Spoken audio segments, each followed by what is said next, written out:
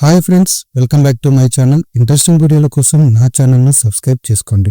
మనం చాలా వరకు అక్బర్ గొప్పతనం గురించి చదువుకున్నాం. అతను ఒక రాణా ప్రతాప్ సింగ్ చేతిలో తప్ప ఇంకెవరి చేతిలో ఓడిపోలేదని చదువుకున్నాం. కానీ తాను ఒక వీరనారి చేతిలో ఒక్కసారి కాదు, రెండు కాదు, 3 సార్లు ఓడిపోయాడు. ఆ గొప్ప వీరనారి ఎవరో కాదు, రాణి దుర్గావతి. ఈ రాణి దుర్గావతి చందేల్ రాజపుత్రురాలు. ఈమె ఉత్తరప్రదేశ్లోని బండాలోని కలింజర్ కోటలో జన్మించారు. చందేల్ రాజపుత్రులు అందమైన ఖజురహో నగరాన్ని నిర్మించారు. దీనితో పాటు 85 అద్భుతమైన దేవాలయాలను నిర్మించారు.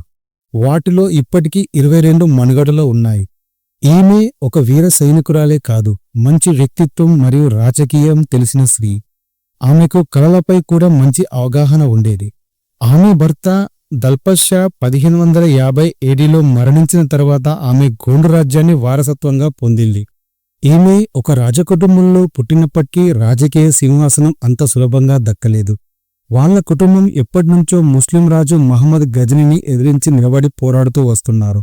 ఈమెకు చిన్నప్పటినుంచే యుద్ధ విద్యల్లో ప్రావీణ్యం ఉండేది. వాళ్ల రాజవంశం గొప్పతనం మరియు పరాక్రమ చరిత్రపై ఆమెకు మంచి అవగాహన ఉండడం వల్ల ఆమె అన్ని విద్యలలో ప్రావీణ్యురాలుంది. 1545 వీరనారాయణ్ అనే బాలుడికి జన్మనిచ్చింది. వీరనారాయణ్ పుట్టిన కొన్ని సంవత్సరాలకి దుర్గావతి భర్త చనిపోయాడు. సింహాసనం అధిష్ఠించడానికి మరియు రాజ్యపాలన చేయడానికి తన కుమారునికి సరైన వయసు కాదు మరియు చిన్న వయసు అవడం వల్ల రాణి దుర్గావతి సింహాసనం అధిరోహించి పాలించసాగింది. ఆమె సింహాసనం అధిరోహించిన మొదటి రోజు నుండి ఆమె చతురత మరియు ఆమె రాజనీతి మరియు రాజ్య పరిరక్షణ దక్షతతో పాలించసాగింది. తన రాజ్యాన్ని చంద్రగ్రహం నుంచి కొండ ప్రాంతాలైన సింగగ్రహ అనే ప్రాంతానికి మార్చేసింది.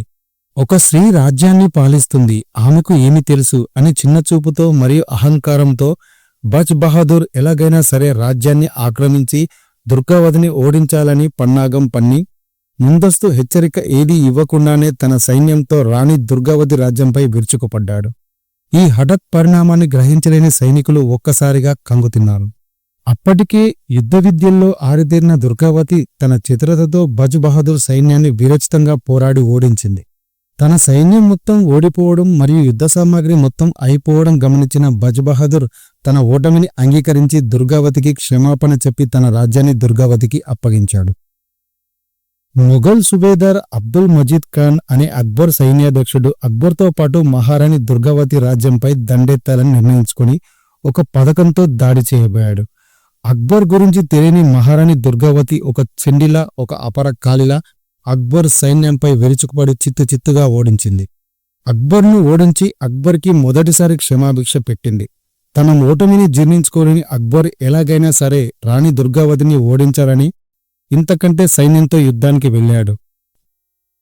అక్బర్ సైన్యాన్ని ముప్పు తిప్పలు పెడుతూ 3 చెర్ల నీళ్లు తాగించి దొరికిన వారిని దొరికినట్టు చంపుతూ 1 కాదు 2 కాదు 3 సారి కూడా అక్బర్ను ఓడించింది. అలా డైరెక్ట్గా రాణి దుర్గావతితో యుద్ధం చేయడం తగదని రాణి దుర్గావతికి శత్రువులైన కొందరి రాజులతో చేతులు కలిపాడు అక్బర్. వారి సహాయంతో రాణి దుర్గావతిపై దండయాత్రకు బయలుదేరాడు. తన వీరత్వాన్ని, తన ధైర్యాన్ని మరియు తన యుద్ధ విద్యని నిరూపించుకుంటూ 4వసారి యుద్ధం చేయసాగింది. కానీ ఈసారి కాలం కలిసిరాక తన సైన్యం సరిపోక మరియు తన దగ్గరున్న సామాగ్రి అయిపోయి తల వంచే స్థితికి రాణి సైన్యం వచ్చింది. ఓటమి అంటే ఎరగని ఆ మహారాణి అక్బర్కు తలవంచనని మరియు లొంగిపోనని తన మంత్రులు ఎంతమంది చెప్పినా ఓడిపోతానని తెలిసి కూడా యుద్ధం కొనసాగించింది. కథన రంగంలోకి దిగింది. ఆఖరికి అక్బర్కి తల వంచే స్థితికి వచ్చేసరికి తన దగ్గర ఉన్న కత్తితోనే పొడుచుకొని వీరమరణం పొందింది. అక్బర్ను ముచ్చమిటలు పట్టించి 3 చెరువుల నీళ్లు తాగిపించిన 3 సార్లు ఓడించిన ఈ గొప్ప వీరవనిత గురించి మనం ఇప్పటివరకు ఏ బుక్కులో చదవలేదు.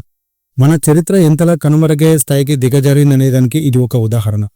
మన భారతదేశం కన్న గొప్ప వీరనారికి శతకోటి వందనాలు మరియు దశకోటి పాదాభి వందనాలు. మరిన్ని ఇంట్రెస్టింగ్ వీడియోల కోసం నా ఛానల్ను సబ్స్క్రైబ్ చేసుకోండి.